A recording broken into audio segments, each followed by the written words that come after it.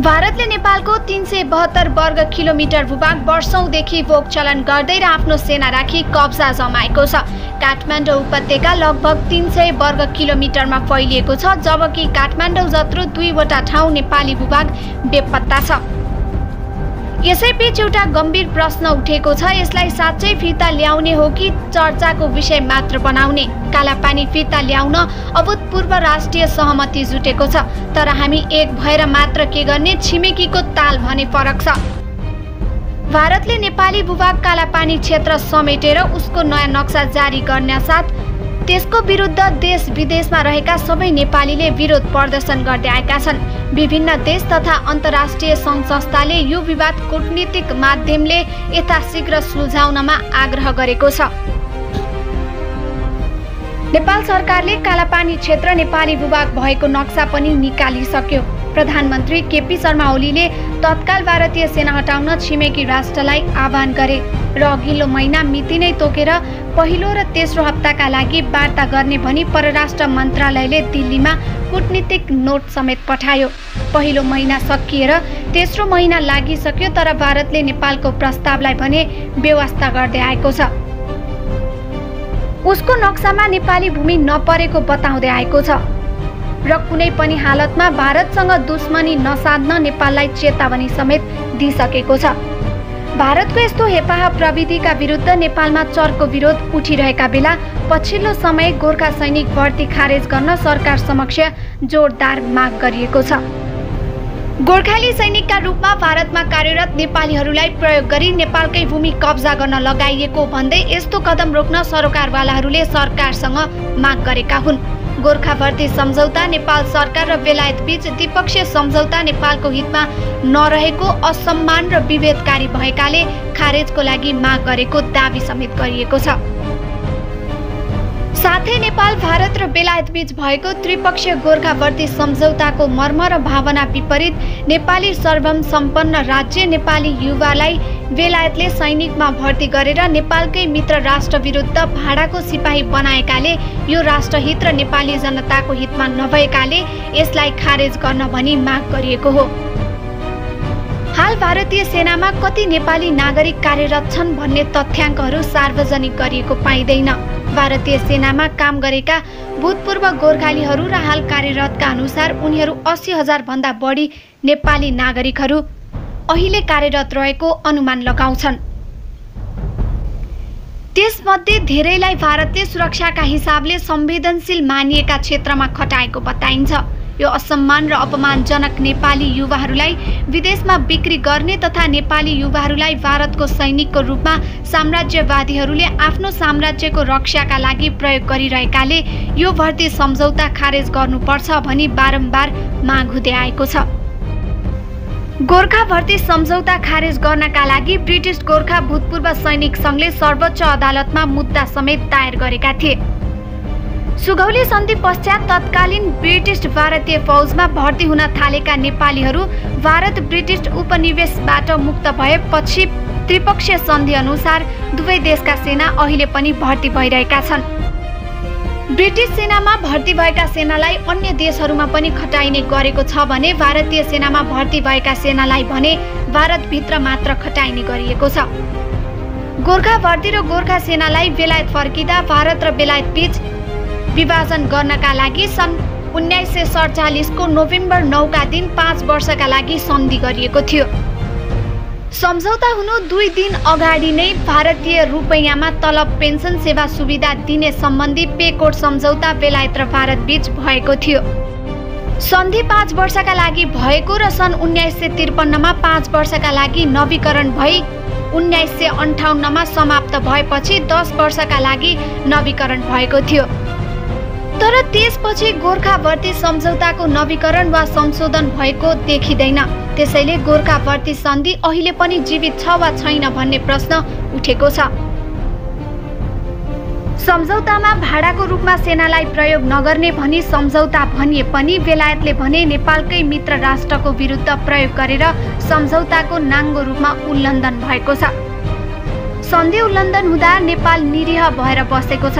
सम्झौता अनुसार नेपाललाई बेलायतले रोयल्टी बापत भुक्तानी गर्ने भनिए पनि यसरी रोयल्टी दिएको छ वा छैन भन्ने कहीँ र कतै पनि देखा पर्दैन। दोस्रो विश्व युद्धपछि भर्ती गरिएका गोर्खा सैनिकहरू कति मारिए, कति अपाङ्ग भए, कति जनाले युद्धमा भाग लिए, कति बेपत्ता पारिए भन्ने बारे समेत दुवै देशबीच अभिलेख रहेको छैन। यस्तै गर्दा सम्झौता कायम छ कि छैन, उनीहरूप्रति कस्तो व्यवहार गरिएको छ भन्ने कुरा समेत गुपचुप पारिएको छ। नेपालीहरूलाई साम्राज्यहरूको स्वार्थमा रगत बगाउने काम भएका छन्। पछिल्लो अवस्थामा फकल्यान्ड युद्धमा अर्जेन्टिना विरुद्ध प्रयोग गरिएका थिए। इराक विरुद्ध सद्दाम हुसेन विरुद्ध प्रयोग गरिएका थिए। अर्जेन्टिनामा नेटो सैन्य अन्तर्गत गोर्खालीहरू युद्ध लडेर मारिएका थिए। गोर्खाली सेनाहरू बेलायतको साम्राज्यको अन्तर्गत पहिलोचोटि 1826 मा राजस्थानको युद्धमा प्रयोग गरिएका थिए। बेलायत र नेपाल बीचको युद्धपछि सुगौली सन्धिमा भारतमा परेको नेपाली भूभागका सेनाहरूलाई बेलायतको साम्राज्यवादीमा प्रयोग गरियो। नेपालीहरू बहादुरीका साथै आज्ञाकारी हुने, वीर हुने र सस्तो समेत हुने हुनाले आफ्नो नागरिकलाई भन्दा वीर गोर्खाली आफ्नो सेनामा सस्तो भाडामा प्रयोग गरेको इतिहास छ। बेलायतको साम्राज्य जोगाउन स्वार्थले वीर गोर्खालीहरूलाई प्रयोग गर्ने स्वार्थ अनुसार उनीहरूलाई विभिन्न मुलुकमा भाडाको सैनिकको रूपमा प्रयोग गरिएको थियो। गोर्खामा भर्ती भएका युवकहरूलाई लिएर साम्राज्यवादी स्वार्थका लागि प्रयोग गर्नु बेलायतको स्वार्थ थियो भने नेपालको राणाहरूको स्वार्थ पनि नेपाली युवाहरू नेपालमै रहेमा उनीहरूले विद्रोह गर्ने हुँदा उनीहरूलाई सेनामा पठाउन उत्साहित गरेका थिए। यस्तै भारतको गोर्खा पल्टन रहेमा नेपालको सत्तालाई कुनै पनि खतरा नपर्ने र भारत सरकारले नेपालमाथि सैनिक हस्तक्षेप गर्न हिचकिचाउने भएकाले पनि गोर्खा भर्तीलाई सरकारले पनि निरन्तरता दिएको पाइन्छ। अर्को स्वार्थ भनेको बेलायतमा रहेको युवकलाई 1 पाउन्ड र भारत गोर्खा सैनिकमा गएकाहरूलाई $1 मा बेच्ने काम भइरहेको थियो।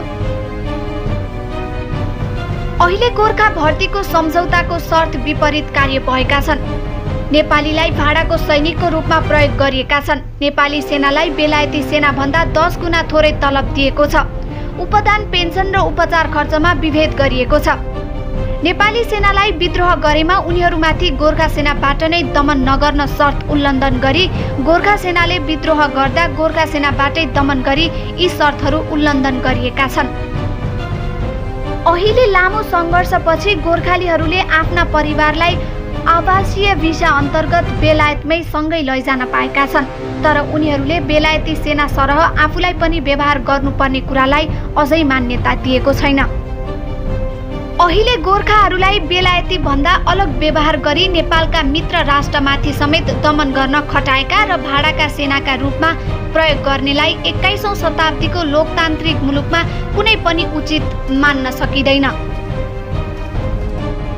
अहिलेको युगमा भाडाको सेनाको रूपमा व्यवहार हुनु र अर्को मुलुकको सुरक्षाको लागि रगत बगाउने स्थिति दुर्भाग्य हो। यसैले भाडाको सेनाको रूपमा परिणत गर्ने र सम्झौताको भावना विपरीत कार्य भएको तथा अस्तित्वमा नै नभएको वा आन्तरिक रूपमा मात्र जीवित राखिएको गोर्खा भर्ती सम्झौता अनिवार्य रूपमा खारेज गरिनु नेपालको राष्ट्रिय हित र लोकतान्त्रिक गणतन्त्रको समयमा बाँकी राखिनु कुनै पनि अर्थमा तर्कपूर्ण छैन। त्यसैले गोर्खा भर्ती सम्झौता तत्काल खारेज गरिदिनु पर्दछ भन्ने धेरैको माग रहेको छ। त्यसैले गोर्खा भर्ती सम्झौता तत्काल खारेज गरिदिनु पर्दछ भन्ने माग रहेको छ।